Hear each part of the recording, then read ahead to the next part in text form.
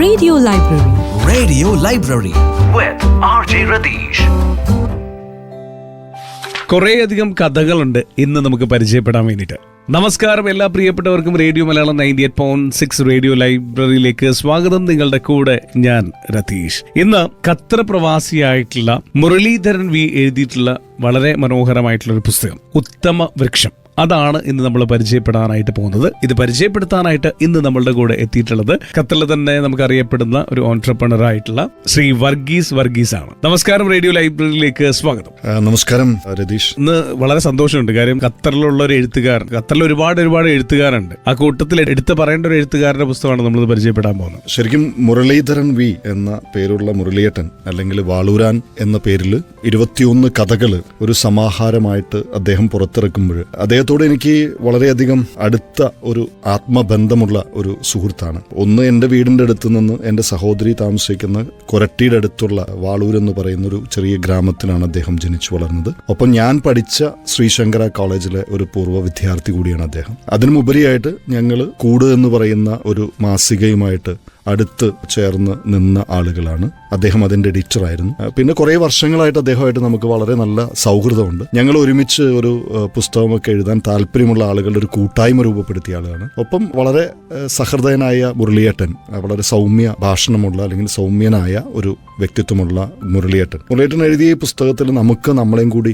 പലപ്പോഴും കണ്ട് മുട്ടാൻ കഴിയും. പിന്നെ ഇതിൽ നമുക്ക് പരിചയമുള്ള ഒരുപാട് ആളുകൾ ഇതിനോട് ചേർന്ന് നിൽപ്പുണ്ട്. ഇതിന്റെ കവർ ഡിസൈൻ ചെയ്തിരിക്കുന്ന ശ്രീ അഭിലാഷ് ചാക്കോ ആണ്. അഭിലാഷ് ഖത്തർ പ്രവാസിയാണ്. അതുപോലെ തന്നെ ഇതിന് ഒരു ആമുഖമായിട്ട് എഴുതിയിരിക്കുന്നത് പ്രശസ്ത എഴുത്തുകാരിയായ വല്ലി ആ നദിയോട് പേര് ചോദിക്കരുത് എന്ന 2 നോവലുകളിലൂടെ മലയാള സാഹിത്യത്തിന്റെ ഒരു മാപ്പിൽ തന്റേതായ സ്ഥാനം പിടിച്ച എഴുത്തുകാരി പ്രിയപ്പെട്ട ഷീല ടോമിയാണ് ഇതിനൊരു ആമുഖം എഴുതിയത്. ഒപ്പം തന്നെ നമ്മുടെ പ്രിയപ്പെട്ട വാസ്ജന എന്ന പുസ്തകത്തിലൂടെ ശ്രദ്ധേയമായ പ്രിയപ്പെട്ട ടീച്ചർ സ്മിത ആദർശ്, സ്മിതയുമാണ് ഇതിനകത്ത് മുരളിയേട്ടന്റെ പുസ്തകത്തിന് ആദ്യത്തെ ആസ്വാദന കുറിപ്പ് എഴുതിയിട്ടുള്ളത്. അതും ഒരു ഭാഗമായിട്ട് ഈ പുസ്തകത്തിലുണ്ട്. അപ്പൊ ഇങ്ങനെ ഒരുപാട് ആളുകൾ, ഒരുപാട് കാര്യങ്ങൾ ചേർത്ത് വയ്ക്കാൻ പറ്റുന്ന, കഥ വായിക്കുമ്പോൾ കഥാകാരനെ നമുക്ക് മുന്നിൽ കാണാൻ പറ്റുന്ന ഒരു സൗഭാഗ്യം, അതിൻ്റെ ഒരു സുഖം ഈ വായനയ്ക്ക് എപ്പോഴും ഉണ്ട്. ഇതിൽ 21 കഥകളുണ്ട്. അതെ. നമുക്ക് ആദ്യം ഏത് കഥയിലേക്ക് പോകാം? ആദ്യം അദ്ദേഹം എഴുതിയിരിക്കുന്ന ആദ്യത്തെ കഥ തന്നെയാണ് ഉത്തമ വൃക്ഷത്തിലെ കഥകളിലായിട്ട് ഉത്തമ വൃക്ഷം എന്ന് പറയുന്ന ഒരു കഥയാണ് ആദ്യത്തെ കഥയായിട്ട് അദ്ദേഹം കൊടുത്തിരിക്കുന്നത്. ഞാൻ മനസ്സിലാക്കുന്നത് 2024 അദ്ദേഹം ഈ കഥ എഴുതിയിട്ടുള്ളത്. അതായത് ഈ പുസ്തകം പ്രസിദ്ധീകരിക്കുന്നതിന് തൊട്ടു മുമ്പായിരിക്കണം അദ്ദേഹം ഈ കഥ എഴുതിയിട്ടുള്ളത്. ദേശാഭിമാനിയുടെ ഗൾഫ് വാരാന്ത പതിപ്പിലും അച്ചടിച്ചു വന്ന ഒരു കഥയാണിത്. ഒരു RJ നീലകണ്ഠൻ എന്ന് പറയുന്ന നീലു എന്ന RJ പേരിൽ അറിയപ്പെടുന്ന ഒരു വ്യക്തിയുടെ അമ്മ മരിച്ചിട്ട് അല്ലെങ്കിൽ മരണത്തെക്കുറിച്ച് വളരെ മനോഹരമായിട്ട് പ്രശസ്തരായിട്ടുള്ള ആളുകളുടെ മരണത്തെ വളരെ മനോഹരമായിട്ട് റേഡിയോയിലൂടെ അവതരിപ്പിച്ച് കയ്യടി നേടിയിട്ടുള്ള RJ നീലു എന്ന് പറയുന്ന ഒരു മകന്റെ, അവന്റെ അമ്മ അല്ലെങ്കിൽ അദ്ദേഹത്തിന്റെ അമ്മ മരിക്കുമ്പോഴുണ്ടാകുന്ന, മരിച്ചതിന് ശേഷം അമ്മയെക്കുറിച്ച് ഒരു പ്രോഗ്രാം ദുബായ് റേഡിയോയിൽ വർക്ക് ചെയ്യുന്ന ആള് കൊച്ചിയിൽ വന്ന് ചെയ്യുന്നതായിട്ടാണ് ഇതിന്റെ ഒരു ഇതിവൃത്തമായിട്ട്. എനിക്ക് കഥാകാരനെ അല്ലെങ്കിൽ മുരളിയേട്ടൻ എന്ന് പറയുന്ന എഴുത്തുകാരനെ എനിക്ക് നന്നായിട്ട് അറിയാവുന്നതുകൊണ്ട് ഞാൻ വിചാരിക്കുന്നു മുരളിയേട്ടന്റെ അമ്മയായിട്ട് വളരെ ആത്മബന്ധമുള്ള ഒരാളാണ്. മുരളിയേട്ടന്റെ അമ്മ ഈ അടുത്ത സമയത്താണ് മരിച്ചത്. ഒരുപക്ഷെ മുരളിയേട്ടന്റെ അമ്മയുടെ മരണത്തിന് മുമ്പോ അല്ലെങ്കിൽ മുരളിയേട്ടന്റെ അമ്മ കുറച്ച് വയ്യാതായ സമയത്തോ അദ്ദേഹത്തിന്റെ മനസ്സിൽ വന്ന ഒരു കഥയായിരിക്കണം ഇതെന്ന് ഞാൻ വിചാരിക്കുന്നു. എനിക്കറിയില്ല, ഞാൻ ചോദിച്ചിട്ടില്ല മുരളിയേട്ടനോട് ഈ കഥകളുടെ പുറകിലുള്ള ചരിത്രത്തെക്കുറിച്ചൊന്നും ഞാൻ ചോദിച്ചിട്ടില്ല. അത് വളരെ മനോഹരമായിട്ട് അദ്ദേഹം ഈ ആദ്യത്തെ കഥയിൽ ഒരു അമ്മയ്ക്ക് റേഡിയോയുമായിട്ടുണ്ടാകുന്ന ഒരു ആത്മബന്ധത്തിന്റെ അത് വരച്ചു കാണിക്കുന്നത് ഈ വയസ്സായ അമ്മ അനുഭവിക്കുന്ന ഏകാന്തത. ചില സമയത്ത് മകനോട് പറഞ്ഞിട്ടുണ്ടത്രേ, എനിക്ക് നിന്റെ അച്ഛനേക്കാൾ ഒരുപക്ഷെ പ്രിയപ്പെട്ടത് ഈ റേഡിയോ ആണെന്ന്. തനിക്ക് കേൾക്കാനായിട്ട്, എന്തായാലും റേഡിയോ അമ്മ പറയുന്ന ഒന്നും കേൾക്കില്ല, പക്ഷെ തനിക്ക് കേൾക്കാനായിട്ട് ഒരുപാട് നല്ല ചലച്ചിത്ര ഗാനങ്ങൾ തരുന്ന, തന്റെ ഏകാന്തതയ്ക്ക് ഒരു വിരാമം കൊടുക്കുന്ന, തന്റെ കൂട്ടുകാരനായി മാറുന്ന അല്ലെങ്കിൽ കൂട്ടുകാരിയായി മാറുന്ന റേഡിയോയിലുള്ള ഒരു ആത്മബന്ധത്തെ, ആ അമ്മയുടെ ആത്മബന്ധത്തെയാണ് കഥാകാരൻ അതിൽ വരച്ചു കാട്ടുന്നത്. വളരെ മനോഹരമായിട്ട് എഴുതിയിട്ടുള്ള ഒരു കഥയാണ് ആദ്യത്തെ കഥ. അത് വളരെ രസകരമായിട്ട് തന്നെ അദ്ദേഹം ഈ കഥ എഴുതുകയും നമുക്കൊരു സങ്കടം തോന്നുന്ന ഒരു കഥയായിട്ടാണ് ഇത് അവസാനിപ്പിക്കുന്നത്. റേഡിയോ ആയിരുന്നു ഈ ലോകത്ത് അമ്മ ഏറ്റവും കൂടുതൽ ഇഷ്ടപ്പെട്ടിരുന്നത്. ഇടയ്ക്കെപ്പോഴോ അച്ഛനുമായി വഴക്ക് കൂടി സങ്കടം ഒരുപാടുണ്ടായപ്പോൾ അച്ഛനേക്കാൾ തനിക്കിഷ്ടം റേഡിയോ ആണെന്ന് തന്നോട് വളരെ പതിയെ പറഞ്ഞിട്ടുണ്ട്. ഉച്ചമയക്കത്തിന്റെ ആലസ്യത്തിൽ കുറേ നേരം ട്യൂൺ ചെയ്ത് പിടിച്ചെടുത്ത സിലോൺ സ്റ്റേഷനിൽ നിന്നുള്ള പാട്ടുകൾ വ്യക്തത കുറഞ്ഞു കേട്ടിരുന്നത് ഇപ്പോഴും ചെവിയിലുണ്ട്. കുമ്മായം തേച്ച വീടിന്റെ ഉമ്മറത്തിരുന്ന് ഇത് ശ്രീലങ്ക പ്രക്ഷേപണ നിലയം, സമയം വൈകിട്ട് 4:30 എന്ന് അമ്മയുടെയൊപ്പം കേൾക്കുന്ന വൈകുന്നേരങ്ങൾ. പിന്നീടത് ആകാശവാണി തിരുവനന്തപുരം, തൃശൂർ, ആലപ്പുഴ, കോഴിക്കോട് എന്നായപ്പോഴും താൻ അമ്മയോടൊപ്പം തന്നെ ഉണ്ടായിരുന്നു. തന്റെ ശബ്ദം റേഡിയോയിലൂടെ കേൾക്കണമെന്ന് അമ്മയ്ക്ക് വലിയ ആഗ്രഹമുണ്ടായിരുന്നു. പക്ഷേ ഒരു വലിയ കമ്പനിയിൽ അക്കൗണ്ടന്റ് ആവുക എന്നതായിരുന്നു തന്റെ മോഹം. അതിനായി ബികോമും എംകോമും പഠിച്ച് ദുബായിലേക്ക് ചേക്കേറി. നമുക്കൊരു 1980 കാലഘട്ടത്തിൽ അല്ലെങ്കിൽ 85 കാലഘട്ടത്തിൽ, 84-85 കാലഘട്ടത്തിലാണ് പതുക്കെ നമ്മുടെ കയ്യിൽ ടെലിവിഷൻ വന്നു തുടങ്ങിയത്. ഇപ്പോൾ ഒരു 50 വയസ്സുള്ള ഒരു RJ ആണ് ഈ പറയുന്ന കഥാകാരൻ. അദ്ദേഹം ഇതിലെ മകൻ എന്ന് പറയുന്ന കഥാപാത്രം 50 വയസ്സിന് ശേഷം അമ്മയുടെ ആഗ്രഹപ്രകാരം ഒരു RJ ആയി മാറിയതാണ്. എനിക്കും ഇത് വളരെയധികം കുറച്ച് കോറിലേറ്റ് ചെയ്യാൻ പറ്റുന്ന ഒരു കഥയാണ്. കാരണം നമ്മൾക്കും ഉള്ളിൻ്റെ ഉള്ളിൽ നമുക്ക് ഉള്ള ചില കാര്യങ്ങൾ, എഴുത്തുകാരനാകണം, RJ ആകണം, ആളുകളോട് സംസാരിക്കണം, പ്രസംഗിക്കണം എന്നൊക്കെ തോന്നുന്ന, എന്നാൽ ജീവിത പ്രാരാബ്ധങ്ങൾ കൊണ്ട് അല്ലെങ്കിൽ ജീവിതത്തിലെ മറ്റു ചില കർമ്മ നിയോഗങ്ങൾ കൊണ്ട് നമുക്കതൊന്നും സാഫല്യമാക്കാനായിട്ട് കഴിയാൻ പറ്റാത്ത ആളുകളുടെ ഒരു വേദന കൂടി ഇതിനകത്തൊരു കഥാകാരൻ പറയുന്നുണ്ട്. അല്ലെങ്കിൽ കഥാകാരൻ അതൊരു ഇൻഡയറക്ട്ലി അങ്ങനെ പറഞ്ഞു വരുന്നുണ്ട്. അപ്പൊ ഇത് 1980-85 കാലഘട്ടങ്ങളിൽ അല്ലെങ്കിൽ 1990 മുമ്പ് ജീവിച്ചിരുന്ന ഒരു തലമുറയ്ക്ക് മാത്രമാണ് ഈ റേഡിയോയോടുള്ള ഒരു അഭേദ്യമായ ബന്ധം, ചലച്ചിത്ര ഗാനങ്ങളൊക്കെ കേൾക്കാനായിട്ട് കാത്തിരിക്കുന്ന ഒരു സംഗതി മനസ്സിലാകുള്ളൂ. ബാൻഡ് ബുഷ് റേഡിയോയിൽ ഇങ്ങനെ പതുക്കെ തിരിച്ച് ആ ബാൻഡ് കറക്റ്റായിട്ട് കിട്ടി. ശ്രീലങ്ക സിലോൺ റേഡിയോയ്ക്ക് മാത്രം ട്യൂൺ ചെയ്ത് കിട്ടിയാലാണ് അത് കേൾക്കാൻ പറ്റുള്ളൂ. കാരണം അന്ന് നമുക്ക് തിരുവനന്തപുരത്ത് മാത്രമാണ് നമുക്കൊരു നിലയമുള്ളത്, ആകാശ നിലയമുള്ളത്. ഇത്രയും വളരെയധികം ബുദ്ധിമുട്ടി അല്ലെങ്കിൽ അത്രയധികം താല്പര്യത്തോടു കൂടി ഈ ചലച്ചിത്ര ഗാനങ്ങൾ കേൾക്കാനായിട്ടിരിക്കുന്ന ഒരു അമ്മയുടെയും, അമ്മയോട് ഇഷ്ടമുള്ളത് കൊണ്ട് അല്ലെങ്കിൽ അമ്മയുടെ പ്രവൃത്തിയോട് ഇഷ്ടമുള്ളത് കൊണ്ട് അമ്മയുടെ ഇഷ്ടം തൻ്റെതും കൂടിയും ആകുന്ന ഒരു മകന്റെയും കൂടി ഒരു കഥയാണ് ഇത്. മുരളിയേട്ടൻ വളരെ നന്നായിട്ട് ഈ കഥയെ ക്രാഫ്റ്റ് ചെയ്തിട്ടുണ്ട്. വളരെ മനോഹരമായിട്ട് അതിനെ വികസിപ്പിക്കുകയും ഓരോ സന്ദർഭങ്ങളും വളരെ നന്നായിട്ട് നമുക്ക് മനസ്സിൽ ടച്ച് ചെയ്യുന്ന വിധത്തിൽ മുരളിയേട്ടൻ ഇത് വരച്ച് കാണിച്ചിട്ടുണ്ട്. അത് കഴിഞ്ഞ് അമ്മ മരിക്കുന്നതും അതിൽ വളരെ രസകരമായിട്ട് മുരളിയേട്ടൻ ആ പ്രകൃതിയെ അടയാളപ്പെടുത്തുന്നുണ്ട്. മുരളിയേട്ടൻ പ്രകൃതിയോട് ചേർന്ന് നിൽക്കുന്ന ഈ കൂട് എന്ന് പറയുന്ന അതൊരു പ്രകൃതി മാസികയാണ്, ഒരു അന്തർദേശീയ നിലവാരമുള്ള ഒരു പ്രകൃതി മാസികയാണ്. അപ്പം അതിന്റെ എഡിറ്റർ എന്ന നിലയിൽ പ്രകൃതിയോട് ചേർന്ന് നിൽക്കുന്ന ഒരാളാണ്. പിന്നെ മുരളിയേട്ടന് വേറൊരു പ്രത്യേകതയുള്ളത്, അദ്ദേഹം ഒരു നല്ല ഫോട്ടോഗ്രാഫർ കൂടിയാണ്. ഒരു വൈൽഡ് ഫോട്ടോഗ്രാഫിയും പ്രകൃതിയോട് ചേർന്ന് നിൽക്കുന്ന ഫോട്ടോഗ്രാഫിയോട് ഇഷ്ടമുള്ള ഒരാളും കൂടിയാണ്. ഇപ്പൊ പ്രകൃതിയുടെ എല്ലാ ഭാവങ്ങളും ഉണ്ടായിരുന്നു.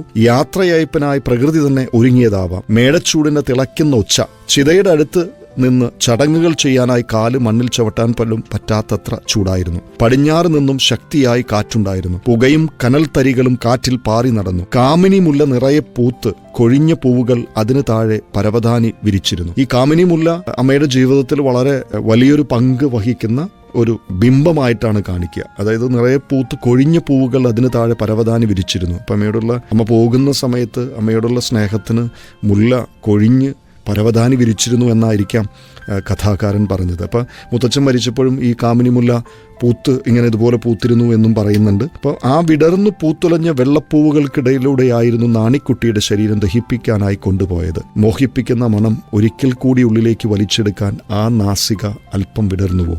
പെട്ടെന്ന് നമുക്ക് ആ ഒരു ചിന്ത വരുന്ന, ഒരു ചിത്രം വരുന്ന, നമുക്ക് നമ്മളോട് ചേർത്ത് വയ്ക്കാൻ പറ്റുന്നൊരു സംഗതിയായിട്ട് എനിക്ക് അതിന് തോന്നി. അപ്പോൾ വിട്ടുപോകുന്ന പ്രിയപ്പെട്ടവരൊന്നുകൂടി കാണുവാൻ ആ മിഴികളൊന്നു കൂടി തുടിച്ചുവോ? അതും അറിയില്ല. ചിത കത്തി അമർന്നിട്ട് ഉദകക്രിയ ചെയ്യേണ്ടത് ഒഴുക്കുവെള്ളത്തിലാണത്രേ. അപ്പോഴേക്കും ചെറുതായി പെയ്തു തുടങ്ങിയ ചാറ്റൽ മഴ കനത്തു. പെയ്ത്തുവെള്ളത്തിലായിരുന്നു മണ്ണിലിരുന്ന് ഉദകക്രിയ ചെയ്തത്. ഓർമ്മകളുടെ പെയ്ത്തുവെള്ളം ചെറിയ നീർച്ചാലുകളായി ഒഴുകി ആ ചിതയുടെ അരികെ വരെ എത്തി. വളരെ മനോഹരമായിട്ട് അദ്ദേഹം ഒരു നല്ല കൈയടക്കമുള്ളൊരു കഥാകാരൻ്റെ എല്ലാ ആർജവത്തോടുകൂടി, എല്ലാ കഴിവുകളോടും കൂടി തന്നെയാണ് ആദ്യത്തെ കഥ പറഞ്ഞ് അവസാനിപ്പിക്കുന്നത്. ഉത്തമ വൃക്ഷം കടന്നു പോകുന്നു അല്ലെ. മുരളി വാളൂരൻ അല്ലെങ്കിൽ വാളൂരാൻ എന്ന് പറയുന്ന മുരളിയേട്ടൻ എഴുതിയ രണ്ടാമത്തെ കഥ, ഈ പുസ്തകത്തിലെ രണ്ടാമത്തെ കഥ എന്ന് പറയുന്നത്, ഈ കഥ പറയുന്നതിന് മുമ്പ് മുരളീധരനോട് ഒരു പരിഭവമുണ്ട്. മുരളീധരൻ എന്ന് പറയുന്ന, മുരളിയേട്ടൻ എന്ന് പറയുന്ന എഴുത്തുകാരനോട് ഒരു പരിഭവം പറയാനുണ്ട്. 1-2 കഥകൾ ഒഴിച്ച് ബാക്കി എല്ലാ കഥകളും തന്നെ 2006 മുതൽ 2024 വരെയുള്ള 18 വർഷങ്ങൾ കൊണ്ട് മുരളിയേട്ടൻ എഴുതിയ കഥകളാണ്. അപ്പൊ മുരളിയേട്ടൻ 2006 എഴുതിയ കഥകളോ അല്ലെങ്കിൽ 2007 എഴുതിയ കഥകളോ ഒക്കെ ഈ കഥകളിലുള്ള 24 എഴുതിയ കഥകളുമായിട്ട് കമ്പയർ ചെയ്യുമ്പോൾ ഒരു തരത്തിലും കുറവുകളില്ലാത്ത കഥകളാണ്. അപ്പം വാളൂരാൻ എന്ന് പറയുന്ന ഈ കഥാകൃത്ത് 2006-ലോ 2007-ലോ അല്ലെങ്കിൽ 2008-ലോ ഒക്കെ ഒരു പുസ്തകമായിട്ട് ഈ കഥകൾ, ഇതിലെ മിക്ക കഥകളും ഇടവഴി എന്ന് പറയുന്ന അദ്ദേഹത്തിന്റെ തന്നെ ഒരു ബ്ലോഗിൽ എഴുതി പ്രസിദ്ധീകരിച്ച കഥകളാണ്. ചിലതൊക്കെ പുസ്തകങ്ങളിലും വാരാന്തി പതിപ്പുകളിലുമൊക്കെ ഭാഗമായി മാറിയിട്ടുണ്ട്. അന്ന് ഒരു 18 കൊല്ലം മുമ്പ് അദ്ദേഹം ഈ കഥകൾ പ്രസിദ്ധീകരിച്ചിരുന്നുവെങ്കിൽ മലയാള സാഹിത്യത്തിന് അദ്ദേഹത്തിന്റെ കയ്യിൽ നിന്ന് കുറേയും കൂടി വലിയ പുസ്തകങ്ങൾ, വലിയ രചനകൾ ഉണ്ടാകുമായിരുന്നു എന്നുള്ള ഒരു പരിഭവം സത്യത്തിൽ എൻ്റെ മനസ്സിലുണ്ട്. അപ്പം അദ്ദേഹത്തിന്റെ രണ്ടാമത്തെ കഥയും 2024 ഫെബ്രുവരിയിൽ എഴുതിയ കഥയാണ്. ഏറ്റവും ലേറ്റസ്റ്റ് ആയിട്ടുള്ള കഥയാണ്. അതിൽ പറയുന്നത് ഒരു സെറീൻ സൈലൻസ് ഓഫ് സൂസന്ന എന്ന് പറയുന്ന ഒരു മധ്യവയസ്കയായ ആഢ്യത്വമുള്ള ഒരു സ്ത്രീ.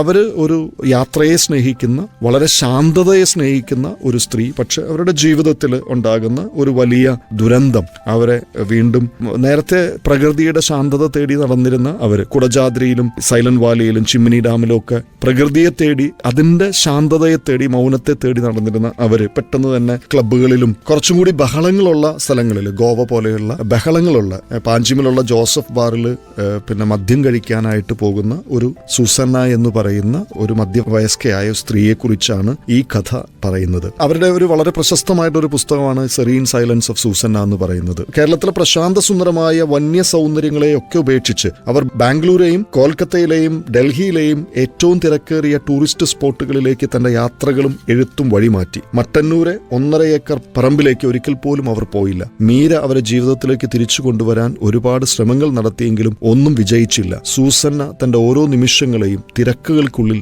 നിയന്ത്രിച്ചു നിർത്തി. അതായത് ഒറ്റപ്പെട്ടു പോയപ്പോൾ അവർ ആ ഒറ്റപ്പെടലിനെ, ഏകാന്തതയെ പിന്നെ മറികടക്കാൻ വേണ്ടി തിരക്കുകളെ ആലിംഗനം ചെയ്യുന്ന ഒരു കഥയാണ് ഈ സെറീൻ സൈലൻസ് ഓഫ് സൂസന്ന എന്ന് പറയുന്ന കഥ. അതിൽ അദ്ദേഹം മറിയാച്ചി എന്നൊക്കെ പറയുന്ന ഒരു കോക്ടെയിലിനെ പരിചയപ്പെടുത്തുന്നുണ്ട് മുരളിയേട്ടൻ. അങ്ങനെ മറിയാച്ചി എന്ന് പറയുന്ന ഒരു കോക്ടെയിൽ ഉണ്ടോ എന്ന് എനിക്കറിയില്ല. എങ്കിൽ പോലും അദ്ദേഹം അതൊരു വളരെ മനോഹരമായിട്ട്, ഒരു മദ്യം കഴിക്കാത്ത, മറ്റ് മാംസ ബുക്കല്ലാത്ത അദ്ദേഹം എങ്ങനെയാണ് ഇത്തരം കഥകൾ എഴുതുക എന്നുള്ളത് അദ്ദേഹത്തിന്റെ ഒരു ഒബ്സർവേഷൻ. അത് ഷീല ടോമി അദ്ദേഹത്തിന് സൂക്ഷ്മദൃക്കായ ഒരു കഥാകാരൻ, അത്രയും നന്നായിട്ട് സൂക്ഷ്മത ഓരോ കാര്യങ്ങളിലും പാലിക്കുന്ന ഒരു കഥാകാരൻ എന്ന് ഇതിനകത്ത് അടയാളപ്പെടുത്തിയിട്ടുണ്ട്. അപ്പൊ അത് എനിക്കും പലപ്പോഴും തോന്നിയിട്ടുണ്ട്. അദ്ദേഹത്തിന്റെ ഒരു ഒബ്സർവേഷൻ അത്ര മനോഹരമായിട്ട് അദ്ദേഹം ഇതിനകത്ത് നിർവഹിച്ചിട്ടുണ്ട്. കഥ അവസാനിക്കുന്ന ഇങ്ങനെയാണ്: ടീച്ചറെ, നമുക്കിനി തിരിച്ചു പോയാലോ? എത്ര നാളായി നമ്മൾ ശാന്തമായ ഒരിടം കണ്ടിട്ട്. ഈ സൂസന്നയുടെ ഒപ്പം തന്നെ സൂസന്നയ്ക്ക് കൂട്ടായിട്ട് ഒരു പെൺകുട്ടിയുണ്ട്. അപ്പൊ ആ പെൺകുട്ടിയാണ് ഈ മീര എന്ന് പറയുന്ന പെൺകുട്ടി. മീരയാണ് ഈ ടൂറൊക്കെ ടീച്ചർക്ക് വേണ്ടിയിട്ട് പ്ലാൻ ചെയ്ത് കൊടുക്കുന്നതൊക്കെ. അപ്പം ടീച്ചറിനോട് ചോദിക്കുന്നുണ്ട്, നമ്മൾ ഇത്രയും തിരക്കുകളിൽ ഓടി നടന്നിട്ട്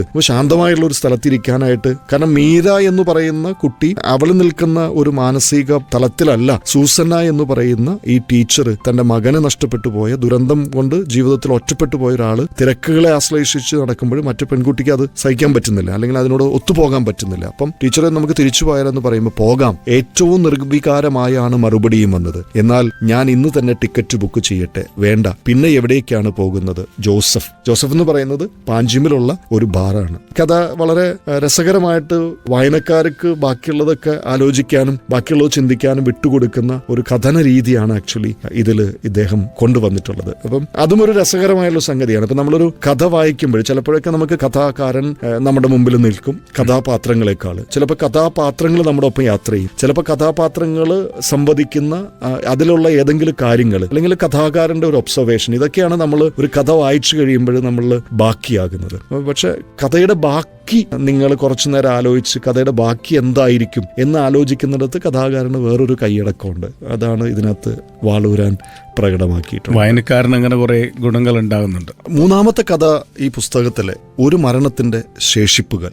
ഈ കഥ വായിച്ചു തുടങ്ങുന്നത് കഥ വായിക്കുന്ന ആളെ കുറച്ച് ഒന്ന് കൺഫ്യൂഷനിലാക്കുന്ന ഒരു കഥ തുടക്കമാണ്. തിരുപ്പിറവയ്ക്കായി കൺചിമ്മിയിരുന്ന ഒരു ക്രിസ്മസ് രാത്രിയിലായിരുന്നു ആ മരണം. ഈ മരുഭൂമിയിൽ ഒരു മരണത്തിനും ഇത്ര വിലയുണ്ടെന്ന് അന്നാണ് എനിക്ക് തിരിച്ചറിവായത്. ആ അപകടത്തിൽ ഞാൻ മരിച്ചില്ല എന്നതായിരുന്നു എന്റെ നേരെയുള്ള ആദ്യത്തെ കുറ്റം. മൂവരിൽ എന്റെ ജീവിതം മാത്രം ബാക്കിയായതിനാൽ ഞാൻ മാത്രമേ അവർക്ക് ആശ്രയമായിട്ടുണ്ടായിരുന്നുള്ളൂ. ഞാനും കൂടി മരിച്ചിരുന്നെങ്കിൽ ഇവരെന്തു ചെയ്യുമായിരുന്നോ ആവോ അറിയില്ല. എന്തായാലും എന്റെ ജീവൻ നിലനിർത്താൻ അവർ വളരെ താല്പര്യമെടുത്തു. എന്നാൽ മാത്രമേ എന്റെ നേരെ വധശിക്ഷ വിധിക്കുവാൻ അവർക്കാവുമായിരുന്നുള്ളൂ. ഇത് 2006 ശ്രീ മുരളി എഴുതിയ ഒരു കഥയാണ്. അപ്പം 2006 അദ്ദേഹത്തിന്റെ പ്രവാസം തുടങ്ങിയിട്ട് ചിലപ്പോൾ വളരെ കുറച്ച് നാളുകളായിട്ടുണ്ടാകുന്ന ഒരു സാഹചര്യത്തിൽ അദ്ദേഹം അദ്ദേഹത്തിൻ്റെ മുൻപിൽ വന്ന വായിച്ച ചിലപ്പോൾ വാർത്തകളുടെയോ അല്ലെങ്കിൽ മറ്റുള്ളവർ പങ്കുവച്ച വളരെ പേടിപ്പെടുത്തുന്ന ചില അനുഭവങ്ങളുടെയോ ഒക്കെ വെളിച്ചത്തിൽ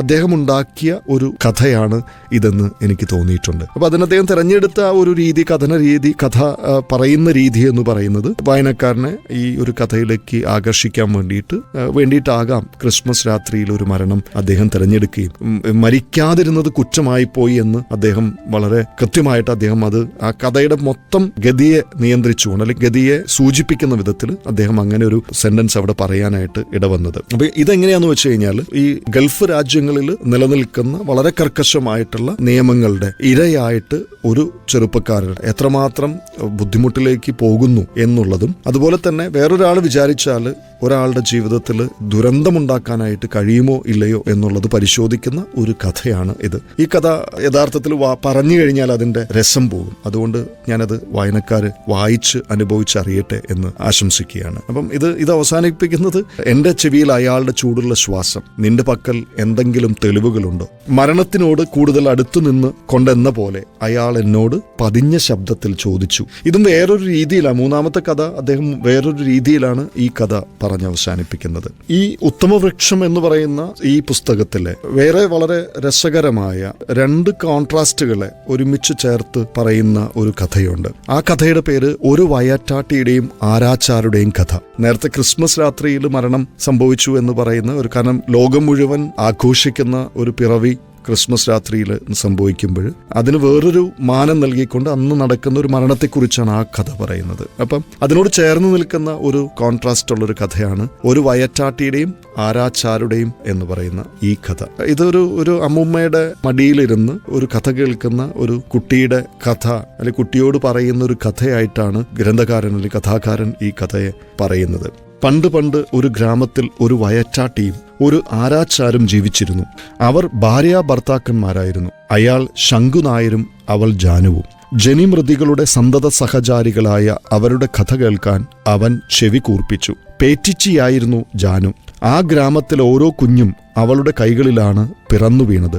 അതവളുടെ കുലത്തൊഴിലൊന്നുമായിരുന്നില്ല. ഏതോ മുജ്ജന്മ നിയോഗത്താൽ അവളിൽ വന്നു ചേർന്ന ഒരു കർമ്മമാണത്. 10-20 വയസ്സുവരെ ഏതൊരു നാട്ടിൻപുറത്തുകാരി പെണ്ണിനെയും പോലെ അവളും ഓലമെടയാനും ഞാറ് നടാനും കച്ചമതിക്കാനും പോയി. ഒരിക്കൽ ജന്മിയായ കൃഷ്ണമേനോന്റെ വീട്ടിൽ പണിക്ക് നിൽക്കുകയായിരുന്നു. അയാളുടെ ഭാര്യ സരസ്വതി 4ാമതും ഗർഭിണിയായി നിറവയറായി പ്രസവിക്കാറായിരിക്കുന്നു. മുന്നേ പിറന്ന 3 കുഞ്ഞുങ്ങളും ചാപിള്ളകളായിരുന്നു. അപ്പം ഈ സരസ്വതിയുടെ വീട്ടിൽ ജോലിക്ക് നിൽക്കുന്ന ഈ ജാനു അവസാനത്തെ 4ാമത്തെ പ്രസവം എടുക്കാനായിട്ട്, പണ്ടുകാലത്ത് ജീവിച്ചിരുന്ന ആളുകൾക്കൊക്കെ അനുഭവമുള്ളൊരു കഥ ആണ്. അന്ന് പ്രസവങ്ങളൊക്കെ ജനനങ്ങളൊക്കെ നടക്കുന്നത് അതത് വീടുകളിലാണ്. അപ്പം വയറ്റാട്ടി അല്ലെങ്കിൽ പേറ്റിച്ചി എന്ന് പറയുന്നത് ഈ പ്രസവം എടുക്കാൻ സഹായിക്കുന്ന ഒരു സ്ത്രീയാണ്. അവർ പഠിച്ചിട്ടൊന്നും ഉണ്ടാവില്ല. അവരുടെ ഒരു കൈ വഴക്കം കൊണ്ടും അവരുടെ ഒരു അനുഭവം കൊണ്ടും അവരുടെ ഒരു ധൈര്യം കൊണ്ടും ഒക്കെ ചെയ്യുന്ന ഒരു ജോലിയാണ്. അപ്പൊ കുഞ്ഞിനെ സ്വീകരിച്ച് പൊക്കിൽ കൂടി മുറിച്ച് കെട്ടുന്ന ഒരു ജോലിയാണ് അവർ ചെയ്യുക. ഈ ജാനു ഈ സരസ്വതി അമ്മയുടെ പ്രസവം 4ാമത്തെ പ്രസവം എടുത്ത് 3 ചാപിള്ളകളായിപ്പോയി. പക്ഷെ 4ാമത്തെ ജാനുവിന്റെ ഒരു ഭാഗ്യം കൊണ്ട് 4ാമത്തെ കുഞ്ഞിന് ജീവനുണ്ടാകുകയും ആ കുഞ്ഞ് അവർക്കൊരു സൗഭാഗ്യമായി തീരുകയും ചെയ്തപ്പോൾ ജാനുവിന്റെ പ്രശസ്തി വർദ്ധിക്കുകയും ചെയ്തു. അങ്ങനെ ജാനു എല്ലാവർക്കും ആഗ്രഹമുള്ള, എല്ലാവരും ആവശ്യപ്പെടുന്ന, എല്ലാവരും വിശ്വസിക്കുന്ന, എല്ലാവർക്കും ആശ്രയമായിട്ടുള്ള ഒരു വയറ്റാട്ടിയായിട്ട് മാറുന്നു. അതുപോലെ തന്നെ ഇവള് കല്യാണം കഴിക്കുന്നത്, ഈ ജാനു കല്യാണം കഴിക്കുന്നത് ഒരു ആരാച്ചാരെയാണ്. ആരാച്ചാർ എന്ന് പറഞ്ഞു കഴിഞ്ഞാൽ മരണം കൊടുക്കുന്ന ആളാണ്. അപ്പൊ ഇയാളൊരു വളരെ സാധുവായിട്ടുള്ള ഒരു മനുഷ്യനാണ്. ആക്ച്വലി അവിടുത്തെ നിയമവ്യവസ്ഥ അനുസരിച്ച് മരണശിക്ഷ വിധിക്കപ്പെടുന്നവർക്ക് മരണം കൊടുക്കുക എന്നുള്ള, അല്ലെങ്കിൽ അവരെ മരണത്തിന് വിധേയമാക്കുക എന്നുള്ളത് മാത്രമാണ് ഈ പറയുന്ന ശംഖു നായർ എന്ന് പറയുന്ന ഈ വ്യക്തിയുടെ ഒരു ജോലിയായിട്ട് വരുന്നത്. അപ്പം മരണത്തിന്റെ കാവലാളായിരുന്നു ശംഖു നായർ. ഒരു ആരാച്ചാർ ആവണമെന്നൊന്നും അയാളുടെ ചിന്തകളിൽ പോലും ഉണ്ടായിരുന്നില്ല. ജീവിതയാത്രയിലെ വേഷങ്ങളിൽ അവസാനം അയാളുടെ ഉടലിൽ വന്നു വീണ ഇരുണ്ട വേഷമാണിത്. പക്ഷേ അയാൾ കനിവുള്ളവനായിരുന്നു. 2 വിരുദ്ധ ധ്രുവങ്ങളെയാണ് ഇവര് പേറുന്നത്. ആക്ച്വലി ഇയാള് മരണമെടുക്കുന്ന ആളാണ്, അല്ലെങ്കിൽ മരിപ്പിക്കുന്ന ആളാണ്, മരണം ഉറപ്പുവരുത്തുന്ന ആളാണ്. പക്ഷെ അതേപോലെ തന്നെ അയാൾ പക്ഷെ ഒരു വളരെ കനിവുള്ള ഒരു മനുഷ്യനായിട്ടാണ് യഥാർത്ഥ ജീവിതത്തിൽ. മരണത്തിന്റെ കാവലാളായിരുന്നു, ഇരുണ്ട വേഷം അയാളുടെ ചുമലിൽ വന്നു വീണതായിരുന്നു എന്ന് പറയുമ്പോൾ വിധിയുടെ ഒരു നിയോഗമായിട്ട് അയാൾ ആരാച്ചാരായി എന്നാണ് കഥാകാരൻ പറഞ്ഞു വെക്കുക. പക്ഷേ ആളുകൾ ഇയാളെ വിലയിരുത്തുന്നത് ഇങ്ങനെയൊന്നുമല്ല. ഇയാളൊരു മരണത്തിന്റെ ദൂതൻ, ഒരു കാലൻ എന്ന രീതിയിലാണ് പറയുക. അയാളുടെ മുന്നിൽ ചെന്നുപെട്ടാൽ നമ്മുടെ കഴുത്തിലൊരു കയറിട്ട് ഒറ്റ വലിയ, പിന്നെ നമ്മൾ കണ്ണൊക്കെ തുറിച്ച് ശ്വാസം നിന്നിട്ടേ കയറഴിക്കൂ. ആളുകൾ ഇയാളെക്കുറിച്ച് പറയുന്ന, കുട്ടികളോട് പറഞ്ഞു കൊടുക്കുന്ന ഒരു ബിംബം അല്ലെങ്കിൽ അയാളുടെ ഒരു പ്രതീകം എന്ന് പറയുന്നത് മരണം എന്ന് തന്നെയാണ്. പിള്ളേരെ മാത്രമല്ല, വലിയ ആൾക്കാരെയും തൂക്കുമത്രേ. കുട്ടികളുടെ ദുസ്വപ്നങ്ങളിൽ നിന്ന് അയാളുടെ കയറിന്റെ കുരുക്ക് ഒഴിയാതായി. ശരിക്കും അയാൾ കുട്ടിയോളെ കൊല്ലുമോ? അവന്റെ വിറയാർന്ന ചോദ്യം കേട്ട് അമ്മൂമ്മ ചിരിച്ചുപോയി. ഇതൊരു കഥയായിട്ടാണ് അമ്മൂമ്മ പറഞ്ഞു കൊടുക്കുന്നതാണ്. അവനെ ചേർത്ത് പിടിച്ചുകൊണ്ട് അവർ പറഞ്ഞു, ഹേയ്, അയാളൊരു പാവായിരുന്നു. ഒരൊറ്റയാളെപ്പോലും അയാളൊന്ന് വഴക്ക് പറഞ്ഞിട്ട് കൂടിയില്ല. പിന്നെ ആരാച്ചാർ എന്നത് അയാളുടെ തൊഴിലല്ലേ, ചെയ്യാണ്ടിരിക്കാൻ പറ്റുമോ? ഇത് നമ്മുടെ ഒരു ജീവിതത്തിന്റെ ഒരു വ്യത്യസ്തമായിട്ടുള്ള ഒരു അനുഭവത്തെക്കുറിച്ചാണ് കഥാകാരൻ അങ്ങനെ പറഞ്ഞു വെക്കുന്നത്. അപ്പം ഇത് വളരെ രസകരമായിട്ട് ശ്രീ മുരളി എഴുതിയ ഒരു കഥയാണ്. ആക്ച്വലി ഈ പുസ്തകത്തിൽ ഏറ്റവും ഇഷ്ടപ്പെട്ടൊരു കഥ പറച്ചിൽ അല്ലെങ്കിൽ ഒരു കഥയായിട്ട് ഞാൻ കാണുന്നത് ഈ ഒരു കഥയാണ്. എൻ്റെ ഏറ്റവും ഇഷ്ടപ്പെട്ടൊരു കഥ എന്ന് പറയുന്ന വിധത്തിൽ. അവസാനം വേറൊരു രീതിയിലാണ് ഈ കഥാകാരൻ പറഞ്ഞു വെക്കുന്നത്. അതിൻ്റെ അവസാനത്തെ ഒരു പാരഗ്രാഫ് ഞാൻ വായിക്കാം. വന്യമായ വേദന അവളുടെ പൊക്കിളിൽ അഗ്നി നിറച്ചപ്പോൾ പുറത്ത് പിതൃത്വത്തിന്റെ അവാച്യമായ അനുഭൂതികളിലേക്ക് അയാൾ ചേക്കേറുകയായിരുന്നു. പെട്ടെന്ന് ഉഷ്ണം കനക്കുന്ന പോലെയും ഏതോ അജ്ഞാതമായൊരു കൊടുംവേദന തന്നിലേക്ക് പടരുന്ന പോലെയും അയാൾക്ക് തോന്നി. വന്യമായൊരു ആക്രോശത്തോടെ വാതിൽ തള്ളിത്തുറന്ന് അയാൾ അവൾക്കരികിലെത്തി. ഒരു നിമിഷാർത്ഥത്തിൽ പുതുജീവനെ ഉപേക്ഷിച്ച് കഴുത്തിൽ മുറുകുന്ന കയറുമായി 1000 സത്വങ്ങൾ അയാൾക്ക് ചുറ്റും വികൃത നൃത്തം നടത്തി. പ്രതികാരം ചെയ്യുന്ന പോലെ, കണക്ക് പറയുന്ന പോലെ 1000 കയറുകളെല്ലാം ഒന്നാകെ അയാളുടെ കഴുത്തിൽ കുരുക്കി. മുന്നേ ഒട്ടധികം ശ്വാസങ്ങൾ നിന്നു എന്ന് ഉറപ്പുവരുത്തിയിരുന്ന അയാൾ ഒരിറ്റ ശ്വാസത്തിനായി കേണു. പിറവിയിലേക്ക് വാകേറിയ ഒരു കുഞ്ഞിന്റെ കരച്ചിൽ കേട്ട് മോഹാലസ്യത്തിൽ നിന്നുണർന്ന അവളുടെ കൈകളിലേക്ക് അവൾ അന്നുവരെ സ്വീകരിച്ചതിൽ ഏറ്റവും പ്രിയങ്കരമായ ഒരു ജീവൻ ഉയരൂതിക്കെടുത്തുന്നത് തന്റെ കർമ്മം മാത്രമെന്ന് നിസ്സംഗതയോടെ പറഞ്ഞിരുന്ന അയാളുടെ ഉയരറ്റ ശരീരം ഈ പുതുജീവന്റെ ആഹ്ലാദ പ്രഹർഷത്തിൽ അവൾ കണ്ടതേയില്ല. ഇതൊരു വേറൊരു പ്രത്യേകമായിട്ടുള്ള ഒരു കഥ പറച്ചിലോ അല്ലെങ്കിൽ ഒരു രണ്ട് ബിംബങ്ങളെയാണ് കഥാകാരൻ അവിടെ കൊണ്ടുവന്ന് വെക്കുക. ഒന്ന് ഞാൻ പറഞ്ഞില്ല, ഒരു കോൺട്രാസ്റ്റ് ആണ് ആക്ച്വലി. ഒരു മരണം സംഭവിക്കുമ്പോൾ ഒരു പുതുജീവൻ ഉയരുന്നു. ആ രണ്ടും തമ്മിലുള്ള ഒരു വ്യത്യസ്തമായിട്ടുള്ള ഒരു കഥ പറച്ചിലാണ്. അത് വായനക്കാർ തന്നെ വായിച്ച് അനുഭവിച്ചറിയേണ്ട ഒരു സംഗതിയാണ്. ശ്രീ വാളൂരാന്റെ ഉത്തമ വൃക്ഷം എന്ന് പറയുന്ന ഈ കഥാസമാഹാരത്തിലെ മറ്റൊരു കഥയാണ് വിഷാദം ചുരത്തുന്ന കുറെ ചുവരുകളും ശ്മശാനത്തിലേക്ക് തുറക്കുന്ന ഒരു ജനലും. കുട്ടികൾ ഒന്നല്ല ഒരുപാട് പേർ തനിക്ക് ചുറ്റും കൂടി നിന്ന് കളിക്കുന്നു. ചിലർ ചിരിക്കുന്നു, ചിലർ വഴക്കടിക്കുന്നു, വേറെ ചിലർ പിണങ്ങി അല്പം ദൂരെ മാറിയിരുന്ന് കിണുങ്ങിക്കൊണ്ടിരിക്കുന്നു. സ്വപ്നമാണെന്ന് കരുതാനാവാത്ത വിധം തെളിച്ചമുള്ളതായിരുന്നു ആ കാഴ്ചകളെങ്കിലും വന്യമായ ഏകാന്തതയിലേക്ക് ഷീബ നിമിഷാർദ്ധത്തിൽ എടുത്തെറിയപ്പെട്ടു. ഏകാന്തത അനുഭവിക്കുന്ന ഒരു വീട്ടിലെ ഒരു ഫ്ളാറ്റിലെ ഉദ്യോഗസ്ഥനായ ഭർത്താവ് പോകുന്ന സമയം മുതൽ തിരിച്ചു വരുന്നതുവരെയുള്ള സമയത്ത് ഒരു 4 ചുവരുകൾക്കുള്ളിൽ ഒറ്റപ്പെടുന്ന ഷീബ എന്ന് പറയുന്ന കഥാനായിക. ഒരു വീട്ടില് ആ മുറിയിൽ ആകെ ഒരു ജനലുള്ളൂ. ആ ജനല് തുറക്കുന്നത് ഒരു ശ്മശാനത്തിലേക്കാണ്. ഈ കഥയുടെ പേര് സൂചിപ്പിക്കുന്ന പോലെ ശ്മശാനത്തിലേക്ക് തുറക്കുന്ന ഒരു ജനലുള്ള ഒരു വീട്ടില്, ഒരു ഫ്ളാറ്റിൽ ഒറ്റപ്പെടേണ്ടി വരുന്ന ഷീബ എന്ന് പറയുന്ന ഒരു പെൺകുട്ടി, ഒരു ഭാര്യ. ഭർത്താവ് ജോലിക്ക് പോകുന്നു. അവര് പറയുന്നുണ്ട് അവരുടെ സങ്കടം മുഴുവൻ ഒരു വരിയിൽ, ഒരു ചോദ്യത്തില് പിന്നെ കഥാകാരന് ഒതുക്കാൻ കഴിയുന്നുണ്ട്. എത്ര നിർജീവമാണ് ഈ ചുവരുകളൊന്ന് നോക്കൂ. ഒരു ദിവസം വൈകിട്ട് ഷാജി വരുമ്പോൾ, ഷാജി എന്ന് പറയുന്ന അവരുടെ ഭർത്താവാണ്, ഞാൻ ഈ ചുവരുകളിൽ ഒട്ടിപ്പിടിച്ചിരിക്കുന്നത് കാണാം. ഒരു കടലാസ് പോലെ ഇവറ്റകൾ എന്നെ വിഴുങ്ങുമെന്നുറപ്പാണ്. ഇതിനപ്പുറത്തേക്ക് അവരനുഭവിക്കുന്ന ഏകാന്തത, അതിന്റെ കാഠിന്യത്തെക്കുറിച്ചൊരു ഭർത്താവിനോട് പറയാനായിട്ട് വേറെ നല്ല വാക്കുകളില്ല. ഷാജിയും വല്ലപ്പോഴും വരുന്ന ഷാജിയുടെ സുഹൃത്ത്, ആ സുഹൃത്തിന്റെ മക്കള്, അവരുടെ ഭാര്യ, അവരൊക്കെ കൂടി ഉണ്ടാകുന്ന ചില ചർച്ചകൾ. സമീർ ഒരു നല്ല എഴുത്തുകാരനാണ്. അപ്പൊ സമീറും ഷീബയും ഏതാണ്ട് ഒരേ തൂവൽ പക്ഷികളാണ്. പക്ഷെ അവർ രണ്ടുപേരും 2 റോളുകളിലാണ് ഈ കഥയിൽ വരിക. ഒരാള് സുഹൃത്തിന്റെ ഭാര്യയും മറ്റൊരാള് ഭർത്താവിന്റെ സുഹൃത്തുമാണ്. അപ്പം ഈ വൈരുദ്ധ്യം, ഇവർ തമ്മിലുള്ള അകൽച്ച, ഭർത്താവ് രണ്ടുപേരും തമ്മിലുള്ള അകൽച്ച കഥാകാരൻ വായിക്കുന്നത് പറഞ്ഞു വെക്കുന്നു. നഗ്നയായി ഷാജിയുടെ ശരീരത്തിന്റെ ഊഷ്മാവ് മുഴുവൻ പകർന്നു കിടന്നിട്ടും ഒറ്റയ്ക്കാണെന്ന് തോന്നി. അപ്പം ഷീബയുടെ ഏകാന്തത, ഷീബയുടെ ഭർത്താവിൽ നിന്നുള്ള അകൽച്ച ഒക്കെ വളരെ കൃത്യമായിട്ട് കഥാകാരൻ വളരെ വിഷമിക്കാതെ തന്നെ വളരെ എളുപ്പത്തിൽ കഥാകാരൻ വായനക്കാരിലേക്ക് പകർന്നു കൊടുക്കുകയാണ്. അപ്പം ഒറ്റയ്ക്കായി പോകുന്ന ആളുകളുടെ അവർക്ക് പരിഹാരം ചിലപ്പോഴും ഭർത്താക്കന്മാർ പറയുന്നത് ഇങ്ങനെയാണ്: ഷീബയ്ക്ക് നന്നായി വായനയുള്ളതല്ലേ, മനസ്സിന്റെ വികാരങ്ങൾ ഏതൊക്കെ രീതിയിലാണെന്ന് കുറച്ചൊക്കെ ഊഹിച്ചുകൂടെ, വളരെ വ്യക്തതയോടെയാണ് കുട്ടി ഇപ്പോൾ കാര്യങ്ങളെ നോക്കിക്കാണുന്നത് എന്ന് വളരെ സന്തോഷമുണ്ടാക്കുന്നതാണ്. ഈ സ്വാസ്ഥ്യത്തിന്റെ നിമിഷങ്ങൾ നഷ്ടപ്പെടുന്നതിനെ കുറിച്ചാണ് ഷീബയുടെ വ്യാകുലത. ശരിയല്ലേ? ഷീബയ്ക്ക് നന്നായി വായനയുള്ളതല്ലേ, മനസ്സിന്റെ വികാരങ്ങൾ ഏതൊക്കെ രീതിയിലാണെന്ന് കുറച്ചൊക്കെ ഊഹിച്ചുകൂടെ.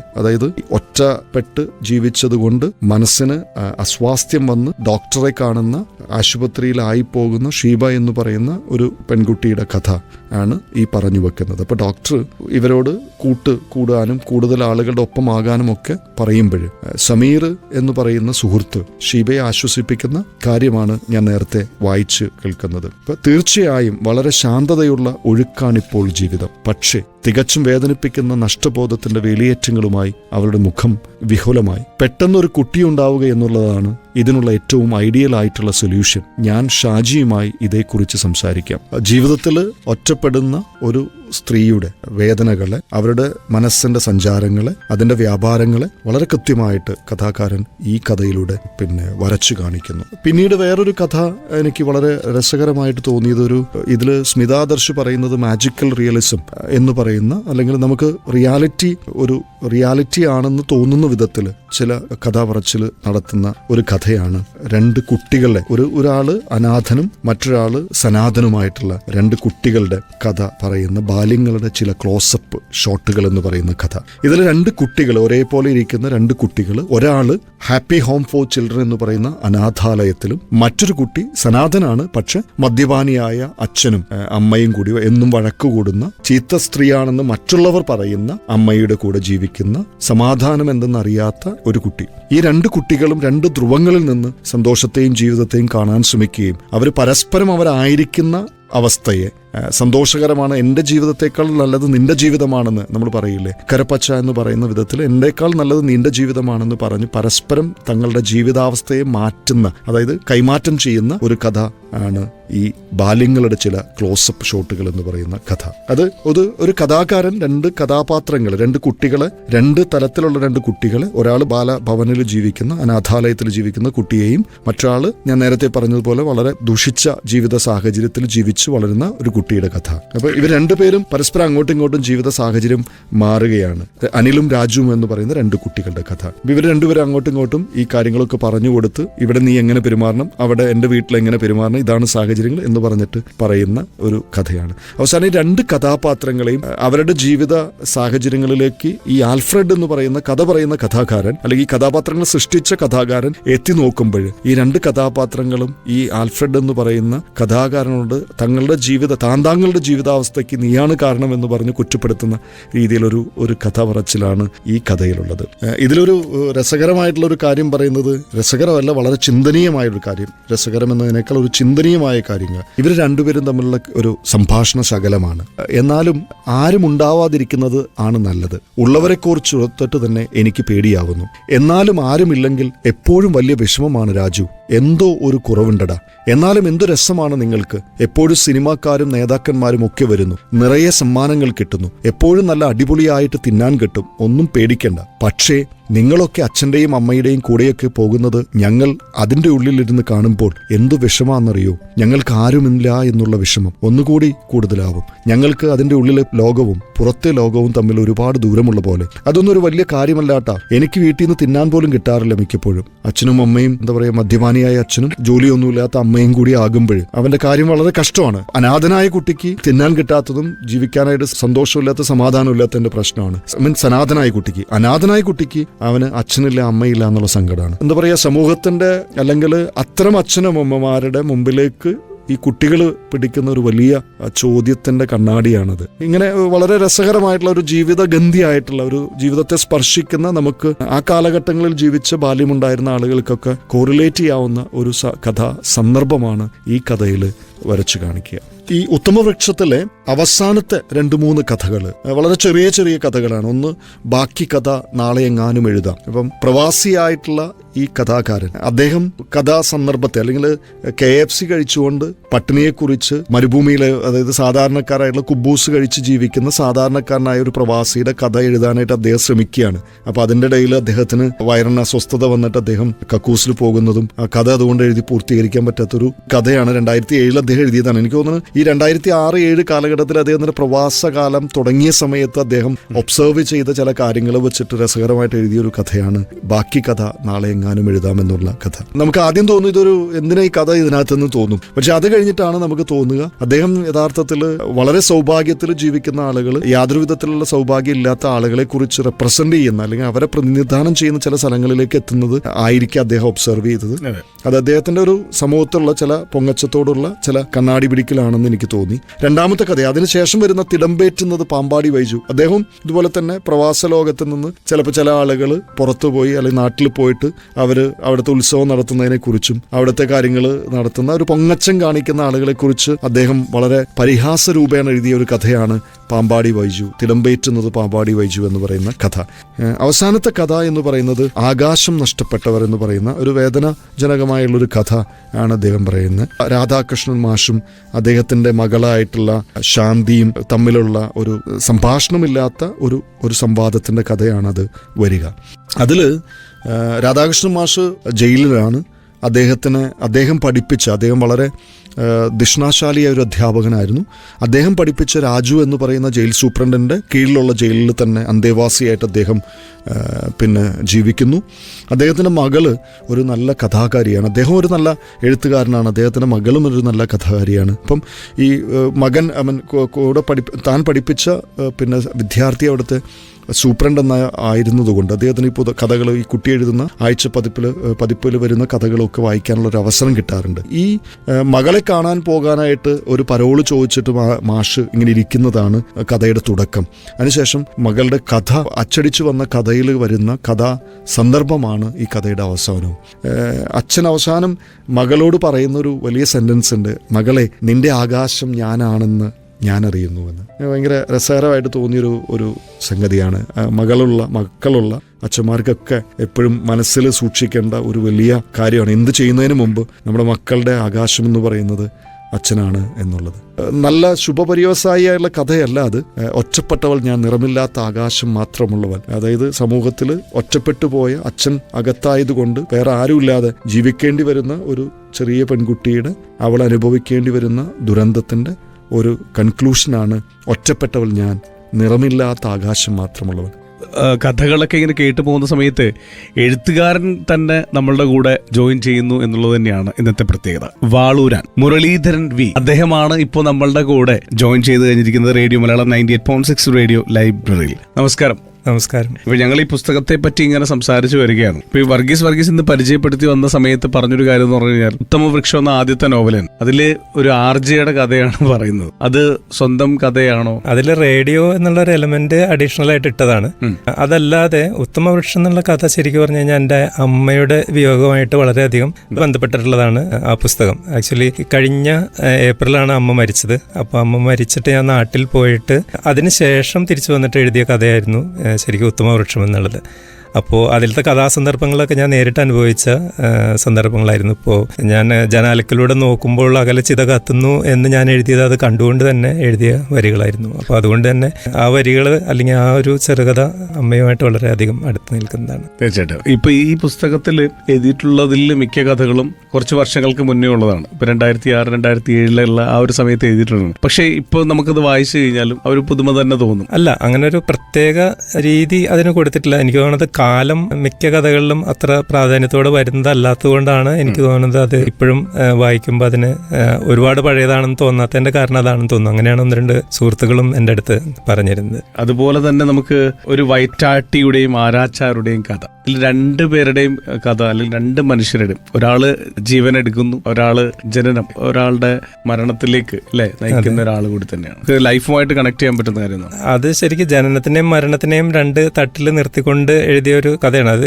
പ്യൂർലി ഫിക്ഷനാണ്, പൂർണ്ണമായിട്ടും ഭാവനയിൽ നിന്ന് തന്നെ ഉണ്ടാക്കിയ ഒരു സംഭവമാണ്. അപ്പോൾ അതിൻ്റെ ആ ഒരു എലമെന്റ്സ് ഓരോരുത്തരുടെയും ജീവിതത്തിൽ ജനനം എന്നുള്ള ഒരു സംഭവം, അതുപോലെ തന്നെ മരണവും എങ്ങനെയാണോ ഓരോരോ ജീവിതങ്ങളിൽ കണക്റ്റഡ് ആയിട്ട് വരുന്നത് എന്നുള്ളതിനെ കുറിച്ചിട്ട് വളരെ കൗതുകപൂർവ്വം എഴുതിയ ഒരു കഥയായിരുന്നു അത്. ശരിക്കും കൈരളി ബുക്സ് ആണ് എന്നായിരുന്നു പുസ്തകം? ഈ കഴിഞ്ഞ ഒക്ടോബറിലായിരുന്നു അതിന്റെ റിലീസിങ്. 2024 അതെ, 2024 ഒക്ടോബർ 20 സാഹിത്യ അക്കാദമിയിൽ വെച്ചിട്ടായിരുന്നു എന്റെ പ്രകാശനം ഉണ്ടായിരുന്നത്. ഷീല ടോമിയും അതുപോലെ തന്നെ സ്മിത ആദർശും ഒക്കെ തന്നെ ഇതിനെ കുറിച്ച്. അതെ, ഇത് ഇറങ്ങാനുണ്ടായ ഒരു കാരണം എന്താ വെച്ചിട്ടുണ്ടെങ്കിൽ ഇതുവരെയായിട്ടുണ്ടായിരുന്ന കഥകളെല്ലാം കൂടി ഞാൻ പെറുക്കി കൂട്ടി ഒരുമിച്ച് ഈ വർഷം ആദ്യമാണ് ഒന്ന് കമ്പൈൽ ചെയ്ത് വെച്ചത്. അത് കഴിഞ്ഞിട്ട് ICCയുടെ മലയാളം ലിറ്ററേച്ചർ ക്ലബ്ബ് ഉണ്ട്, അതിൽ രാധാകൃഷ്ണ മാഷുണ്ട്, സ്മിത ടീച്ചറുണ്ട്, ശ്രീകലയുണ്ട്. ഇവർ 3 പേരാണ് എന്നെ കൂടാതെ ഉള്ളത്. അപ്പോൾ അവർ 3 പേരാണ് ഇതിന് ഒരു ആവശ്യമില്ലാതെ പ്രോത്സാഹിപ്പിച്ചത്. അതുകൊണ്ടാണ് ഈ അതിക്രമം നിങ്ങളുടെ മുമ്പിൽ അവതരിപ്പിക്കേണ്ടി വന്നത്. ഇന്ന് ഇപ്പൊ വർഗീസ് തന്നെ പറഞ്ഞൊരു കാര്യം, എന്തുകൊണ്ട് ഇത് നേരത്തെ എഴുതി തുടങ്ങിയില്ല എന്നുള്ളത്, ഒരു പുസ്തകമായിട്ട് ഇറങ്ങിയില്ല എന്നുള്ളത് തന്നെയാണ്. ശരിയാണെന്ന് എനിക്കും തോന്നുന്നുണ്ട്. മാത്രമല്ല, ഇത് പുസ്തകം ഇറങ്ങിയോടുകൂടി എഴുത്തിന് വായനയൊക്കെ കുറച്ചും കൂടിയും സീരിയസ് ആയിട്ട് എടുക്കണമെന്ന് ഒരുപാട് ആൾക്കാർ എൻ്റെ അടുത്ത് പറയുകയും ചെയ്തു. ഒപ്പം എനിക്കും അത് വളരെ കറക്റ്റാണ്. എന്തായാലും ഒരുപാട് നന്ദി ഇത്രയും സമയം നമ്മുടെ കൂടെ എത്തിയതിൽ. ഇന്ന് ഈ ഒരു പുസ്തകം ഞങ്ങൾക്ക് പരിചയപ്പെടാനായിട്ട് സാധിച്ചു. ഇത് കൂടുതൽ ആൾക്കാരിലേക്ക് എത്തട്ടെ. ഇതിപ്പം ഖത്തറിലുള്ളവർക്ക് ഈ ഒരു പുസ്തകം ഇപ്പോൾ വായിക്കണമെന്നുണ്ടെങ്കിൽ ഇപ്പോൾ എങ്ങനെയാണ് അത് കിട്ടുക? പുസ്തകത്തിന്റെ കുറച്ച് കോപ്പികൾ എൻ്റെ കൈവശമുണ്ട്. അത് ആർക്ക് വേണമെന്നുണ്ടെങ്കിലും ഇവിടെ എത്തിച്ചു കൊടുക്കുന്നതിന് നമുക്ക് കുഴപ്പമില്ല. ICC ലൈബ്രറിയിലേക്കും കൊടുക്കുന്നുണ്ട്. കിട്ടാനുള്ളത് ഇവിടെ അങ്ങനെ തന്നെയാണ്. എന്തായാലും ഒരുപാട് നന്ദി നമ്മുടെ കൂടെ എത്തിയതിൽ. എന്തായാലും ഒപ്പം തന്നെ ഇത് അവതരിപ്പിച്ച വർഗീസിനോടും രതീഷിനോടും ഒരുപാട് സന്തോഷമുണ്ട്. തീർച്ചയായിട്ടും താങ്ക് യു. വാളൂരാൻ അങ്ങനെ നേരിട്ടെത്തി കഴിഞ്ഞിരിക്കുകയാണ് നമ്മുടെ സ്റ്റുഡിയോയിൽ. നമ്മളിപ്പോൾ ഇന്ന് ഈ പുസ്തകത്തെ പറ്റി ഇങ്ങനെ പറഞ്ഞുകൊണ്ടേക്കാണ്. ഉത്തമ വൃക്ഷം എന്ന പുസ്തകത്തെ നമ്മൾ ഏറ്റവും അടുത്ത് പരിചയപ്പെട്ടുകൊണ്ടേയിരുന്നതാണ്. ഓരോ കാലഘട്ടത്തിലൂടെയും കടന്നു പോകുന്നുണ്ട്, നമ്മുടെ ലൈഫിലൂടെ കടന്നു പോകുന്നുണ്ട്. നമ്മളും ഇതിലെ ഓരോ കഥാപാത്രങ്ങളാകുന്നുണ്ട് എന്നുള്ളത് തന്നെയാണ്. നമുക്കൊക്കെ മനസ്സിലാക്കി തരുന്ന ഓരോ കാലഘട്ടമുണ്ട്. ഇപ്പം ഒറ്റപ്പെട്ടു പോകുന്ന സ്ത്രീയുടെ കഥയൊക്കെ പറഞ്ഞു പോകുമ്പോഴും നമ്മളിലൊക്കെ ഒരാൾ, അല്ലെങ്കിൽ നമ്മളുടെ തൊട്ടടുത്തുള്ള ഒരാളെ പോലെയൊക്കെ നമുക്ക് ഫീൽ ചെയ്യുന്നുണ്ട്. അപ്പോൾ തീർച്ചയായിട്ടും ഇതിലെ ഓരോ കഥകളും നമ്മളെ എവിടേക്കോ ടച്ച് ചെയ്യുന്ന രീതിയിൽ തന്നെയാണ് ഈ പുസ്തകത്തിലെ ഓരോ പേജുകളും കടന്നു പോകുന്നത് എന്നുള്ള കാര്യം കൂടി തന്നെയുണ്ട്. എന്തായാലും ഖത്തർ പ്രവാസിയാണ് എന്നുള്ള പ്രത്യേകത കൂടി തന്നെയുണ്ട് വാളൂരാൻ, നമ്മുടെ മുരളീധരൻ V. അപ്പോൾ അദ്ദേഹം എഴുതിയ ഈ പുസ്തകം നിങ്ങൾ എല്ലാവരും വായിക്കണം എന്നുള്ള കാര്യം തന്നെയാണ് റേഡിയോ ലൈബ്രറിക്കും ഓർമ്മപ്പെടുത്താനുള്ളത്. തൽക്കാലം ഇപ്പോൾ റേഡിയോ ലൈബ്രറിയിൽ നിന്നും ടാറ്റാ ബൈ പറയുകയാണ് രതീഷ്. കേട്ടോണ്ടിക്കൂ Qatar zone radio station, radio Malayalam 98.6 FM.